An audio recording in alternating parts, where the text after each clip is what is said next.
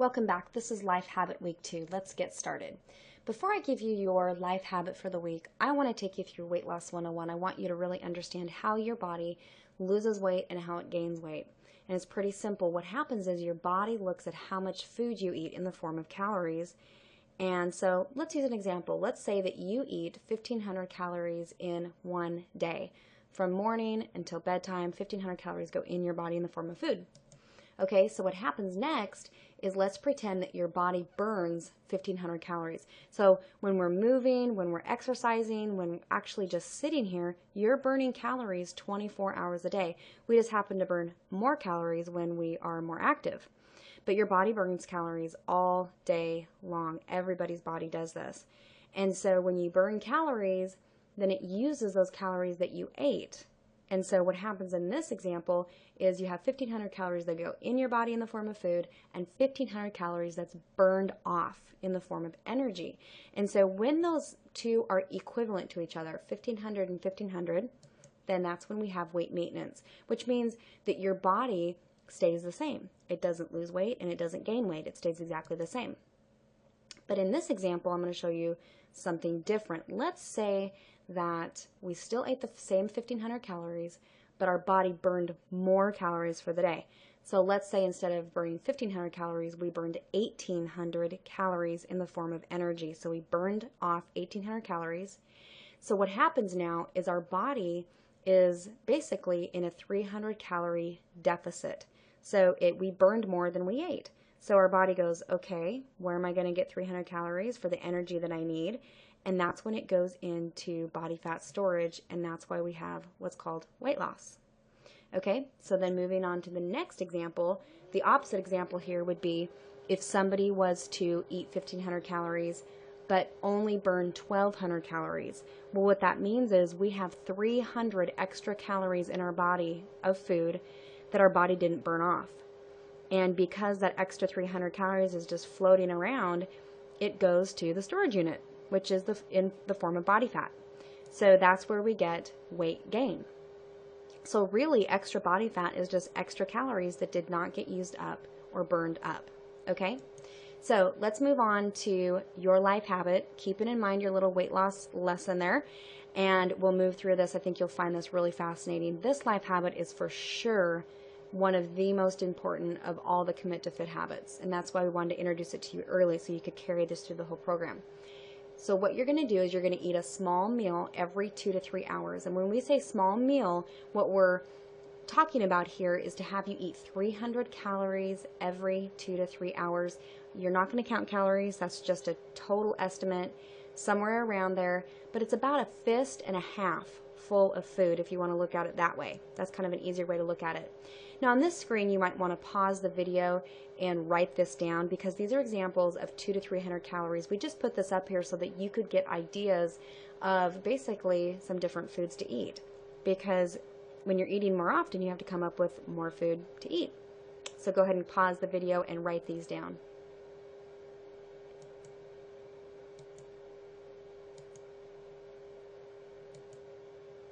Okay, here's an example of your day. Let's see what this looks like. Let's say that at 7 in the morning you eat your first meal, and then 10 a.m., because that's 3 hours later, you have your second one.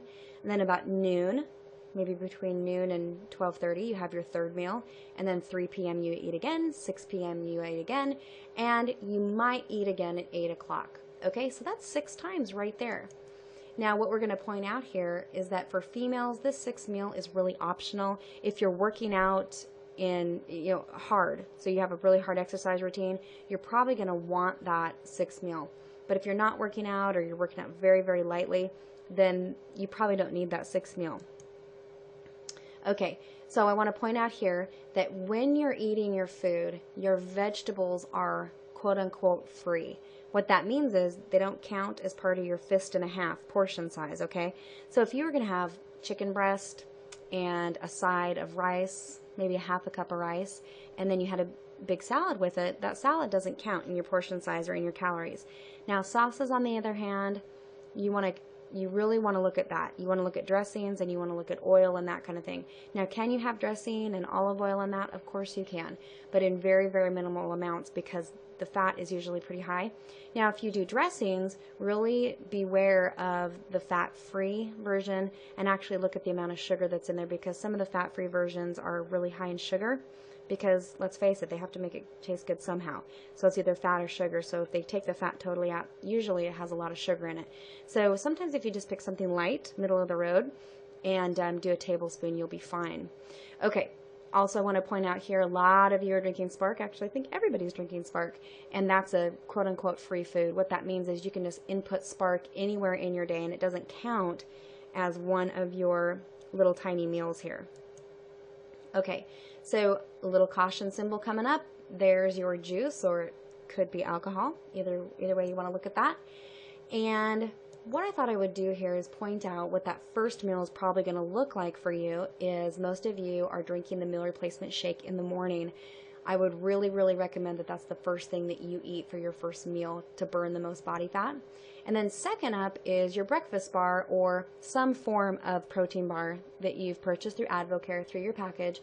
That morning meal, that would be a great way to make sure that you get your 2 meals in.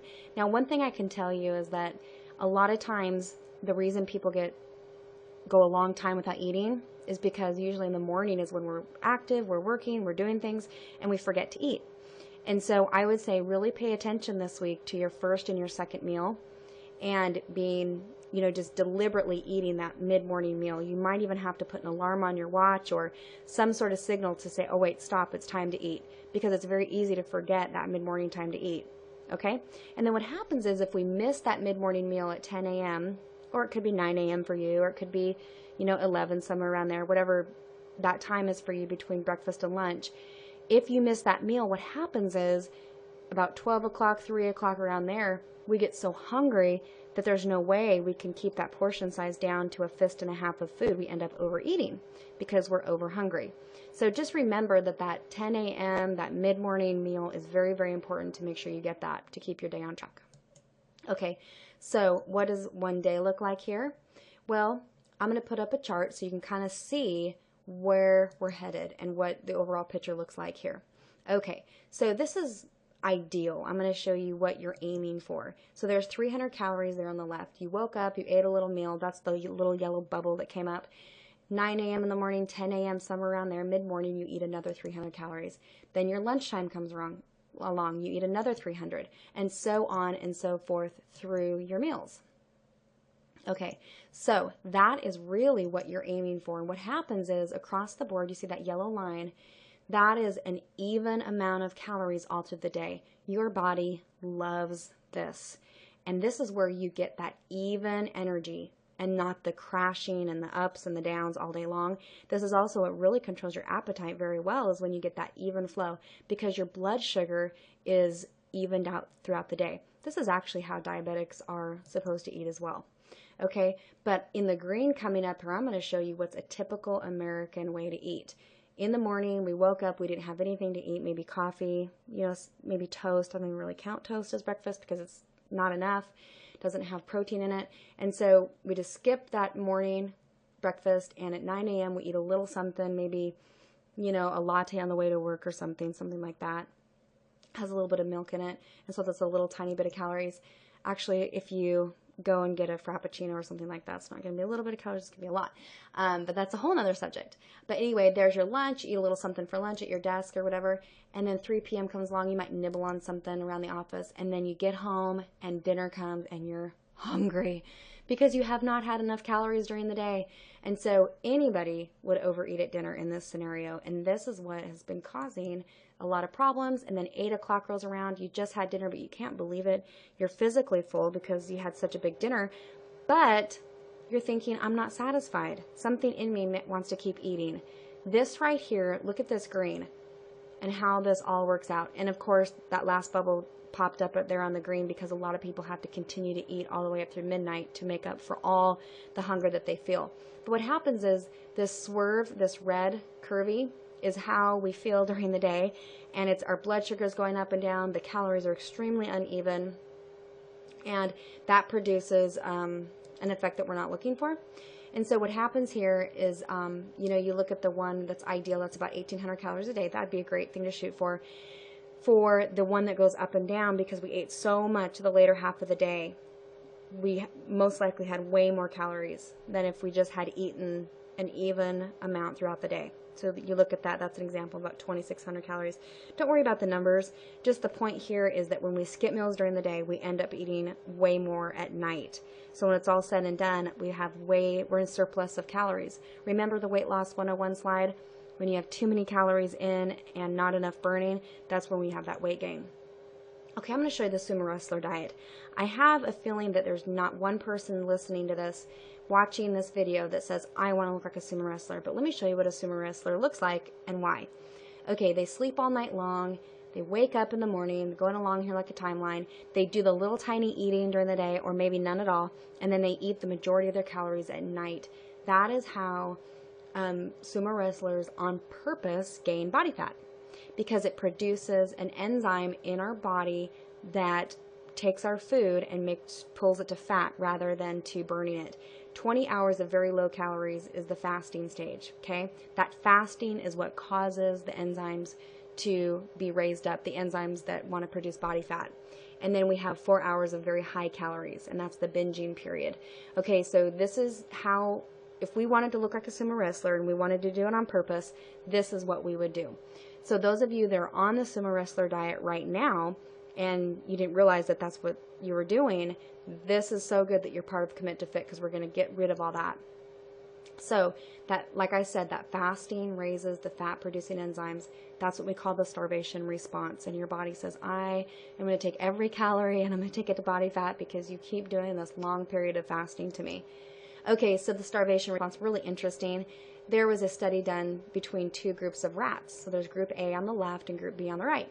And what they did is they took the same amount of food and fed it to each group, okay? So you can see on the left-hand side there's meal 1, 2, 3, 4, 5, and 6. So they had 5 or 6 meals that were in even portion sizes in every single meal. So they took the entire amount of food and split it evenly through those meals.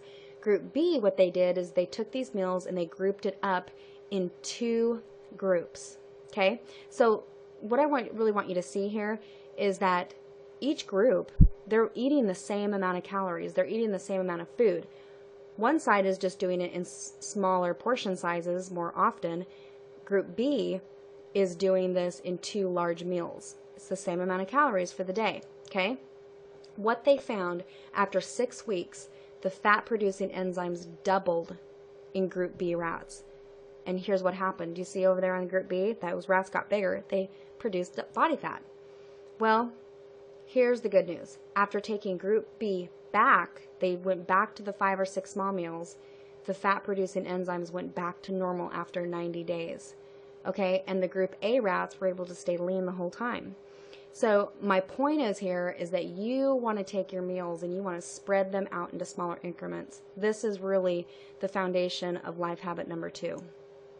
Okay, so how do you keep your metabolism burning high all day? This is a great visual for you. It's the same way you keep a fire burning, okay? So what you're going to be doing here is you're going to be thinking about your body like a fire. And here are these logs coming down. These are actually supposed to be twigs, but they're coming down on the fire, and they're keeping the fire all hot and burning. And basically all that means is that your body gets to be hot all day. What happens when you take a big old log and slam it on the fire? Well, and then you don't feed it any more twigs later, the fire goes out. So think of your meals like little twigs on the fire going through the fire all day long to keep it going. So how are we going to make this happen? Well, we need to plan ahead. We need to write out a meal plan for the week. This can be the most challenging because it takes a little bit of time to plan ahead. But this is where it's just really important, because you don't want to wake up in the morning, run out of the house with nothing to eat, and then get to work and go, okay, wait, what am I going to eat? Oh gosh, I'm supposed to be eating right now. Well, and you don't want to run to the vending machine, because that's going to sabotage our efforts here. So we want to make sure that we plan ahead, get some meals in our mind. Go back to that list that we had a few slides back. Number 2, you want to make a grocery list and stock up on exactly what you need. Feed your family this way too. This is a great way to keep everybody fit and the energy level up. If you're going to work, pack your meals.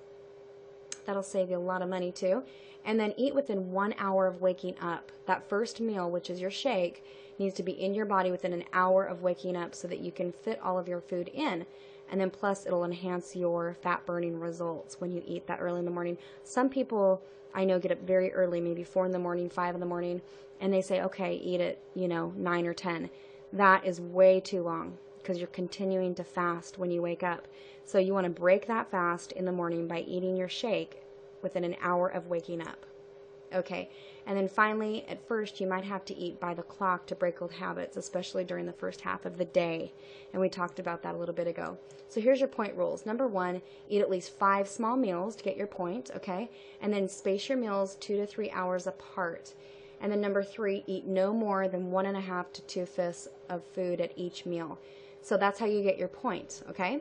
Now you don't get a point if you go longer than 3 hours between meals. So if you wait longer than 3 hours, then you're letting your point go. Number 2, eat sooner than 2 hours after your last meal. So let's say that you eat at 7 in the morning, then again at 8 in the morning. Well, you lost your point because those meals were too close together. And then number 3, eat less than 5 meals. Let's say you only ate 3 times for the day.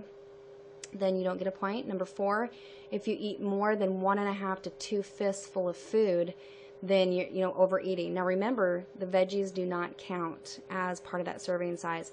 So if you eat 2 fifths of food, you're fine. You get bigger than that, it's going to be a problem and you lose your point. So you might be asking yourself, well, who's going to know if I do this or not? Well, there's no hidden cameras or any commit to fit cops hanging around waiting for you to do the right thing or the wrong thing. Basically, you give yourself your own points. And you know what? Really, in the end, you're just trying to look better and feel better and get results anyway. So you keep yourself accountable on that. So this might be one that you might want to talk about with your group because it's definitely the most intense habit that we have for Commit to Fit. And you know what? It's also one of the most important. And that's why it came number 2, because it is so, so critical. And you know what? This is going to be so helpful for you in getting your results. I'm excited for you. We'll see you at Life Habit number 3.